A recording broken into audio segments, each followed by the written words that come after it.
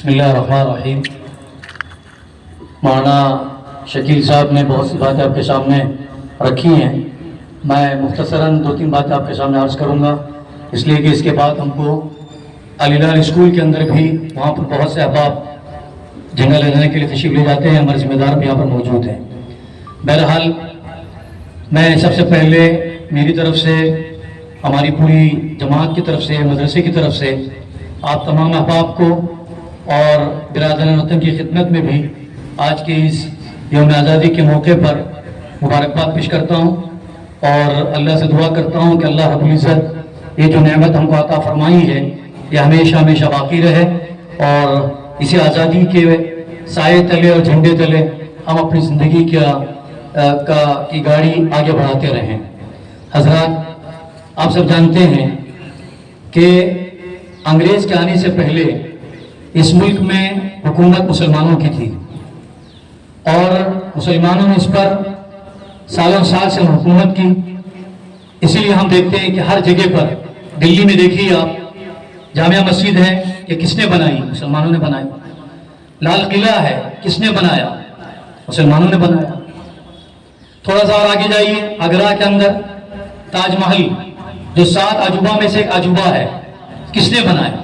مسلمانوں نے بنایا۔ اور پھر بہت سی چیزیں جو الگ الگ ریاستوں کے اندر دیکھیے، ہمارے شہر میسور کے اندر آپ دیکھیے، سری رنگا پٹنم کے اندر کتنی چیزیں ہیں جو مسلمانوں کی طرف نسبت اس کی ہے۔ ہم اس کی تاریخ نہیں جانتے ہیں، 2500 مرتبہ ہم شاید میسور میں گئے ہوں گے، لیکن کبھی تاریخ پر اگر جائیے تو وہاں پر جانے کے بعد آزادی کی بو ہم کو آئے گی اور آزادی کے گیت جو گائے گئے تھے وہ ہم کو محسوس ہوں گے۔ بہرحال یہ سب چیزیں ہیں جو ہندوستان کے اندر موجود ہیں۔ تو معلوم یہ ہوا کہ انگریز کے آنے سے پہلے یہاں پر حکومت اگر کسی کی تھی تو یہ مسلمانوں کی تھی اور مسلمانوں نے ہندوستان کو بہت کچھ دیا۔ اس لیے جب تقریباً 1500 کے اندر سے ہی انگریز کا یہاں پر آنا شروع ہو گیا تھا، لیکن 1602 کے اندر تقریباً باقاعدہ انہوں نے ایک کمپنی بنائی ایسٹ انڈیا کے نام سے، اور یہ تجارت کی غرض سے آئے تھے۔ انگلستان سے، برطانیہ سے ان کے جہاز آتے تھے، سورت کے اندر، بنگال کے اندر، کلکتہ کے اندر، بحری راستے سے لوگ آئے تھے اور ایک ایک ریاست کے اندر سب سے پہلے انہوں نے گجرات پر قبضہ کیا، مہاراشٹر پر قبضہ کیا، پھر اس کے بعد راجستھان پر قبضہ کیا، بنگال پر قبضہ کیا، ہندوستان پر قبضہ، اس میں کرناٹکا میں قبضہ کیا، الگ الگ جتنی بھی ریاستیں تھیں اس پر وہ قبضہ کرتے چلے گئے اور آخر میں جو ہماری مسلمانوں کی جو حکومت دلی کے اندر تھی اس کا بھی انہوں نے خاتمہ کر دیا۔ اب الگ الگ ریاستوں کے قبضہ کرتے کرتے پورے ہندوستان پر بھی ان کا قبضہ ہو گیا۔ اب انہوں نے ہم پر مصیبتیں، مسلمانوں پر مصیبتوں کو ڈھانا شروع کر دیا۔ اب یہ بات چیز ایسی ہوتی ہے جس کو تفصیل سے مجھے جاننا پڑتا ہے، میں اس کو تفصیل میں جانا نہیں چاہتا۔ سب سے پہلے باقاعدہ جو جنگ ہوئی ہے وہ 1757 کے اندر ہوئی۔ علی وردی خان ہو یا سراج الدولہ ہو، ان کے زمانے میں باقاعدہ انگریزوں سے جنگیں ہوئی اور اعلان کیا گیا تقریباً 1802 کے اندر کہ یہ جو ہندوستان ہے، ہم یہ دارالحرب ہے، انگریزوں کے ساتھ ہم کو لڑنا ضروری ہے، آزادی بہت ضروری ہے۔ یہ علماء کرام تھے جنہوں نے سب سے پہلے اس کا احساس اپنے دلوں کے اندر پیدا کیا، چاہے وہ شاہ ولی اللہ محدث دہلوی رحمۃ اللہ علیہ ہوں، شاہ عبدالعزیز دہلوی رحمۃ اللہ علیہ ہوں، یا سید احمد شہید رحمۃ اللہ علیہ ہوں، سید اسماعیل شہید رحمۃ اللہ علیہ ہوں۔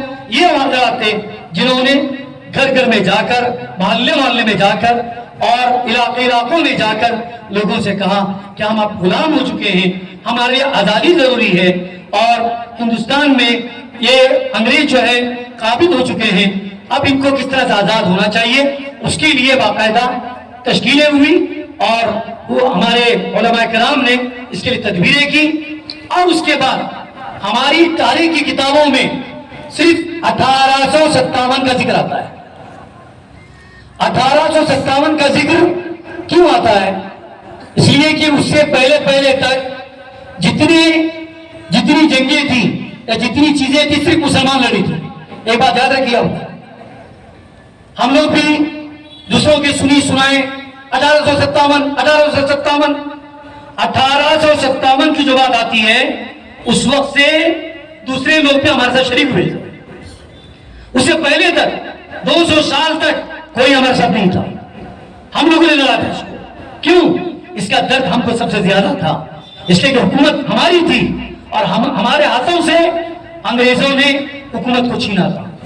1857 کے بعد پھر سبوں نے، مسلمانوں نے بھی، ہندوؤں نے بھی، سکھوں نے بھی، عیسائیوں نے بھی، اور جتنے برادر اور اس میں تھے وہ سب شریک ہوئے اور انہوں نے پھر جا کر الگ الگ جگہوں پر جنگیں لڑی، تدبیریں کی. اس کے بعد جا کر ہم کو یہ کامیابی نصیب ہوئی ہے. بہرحال یہ آزادی ہمارے لیے آسانی کے ساتھ نہیں ملی ہے. اس کے لیے ہم نے بہت سی محنتیں کی ہیں، کاوشیں کی ہیں، لیکن وہی ہندوستان جہاں پر ہم آزاد ہیں، آزادی کے گیت گاتے ہیں، جھنڈا لہرایا جاتا ہے، اس کے باوجود وہ دیکھیے آج کس کس نام پر آزادی کو چھینا جاتا ہے. تفصیل میں جانے کا موقع نہیں ہے.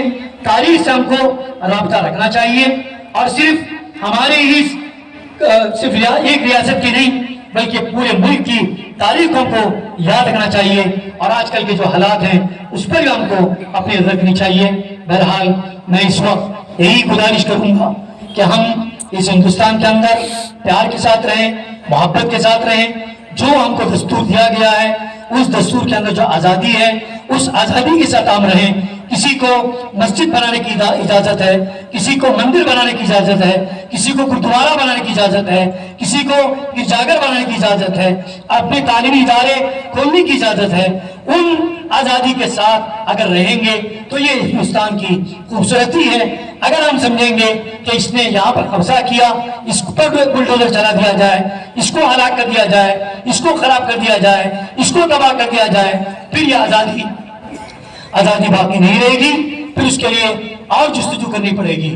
بہرحال میں پھر ایک مرتبہ آپ سب کو مبارکباد دیتے ہوئے اور ہمارے جتنے یہاں پر احباب شریک ہوئے ہیں ان کا شکریہ بھی ادا کرتے ہوئے کہ ماشاءاللہ اپنی صبح کی تمام چیزوں کو چھوڑ کر آزادی کی خوشی میں ہمارے ساتھ شریک ہوئے ہیں. اللہ سے دعا کرتے ہیں کہ اللہ رب العزت آپ کے آنے کو قبول فرمائے اور یہ آزادی جب تک ہم زندہ رہیں، جب تک قیامت نہ آئے اس وقت الحمدللہ ہم آزاد رہیں اور آزادی کے ساتھ ہم خوشیاں مناتے رہیں اور اپنی زندگی گزارتے رہیں. وآخر دعوانا ان الحمدللہ رب العالمین.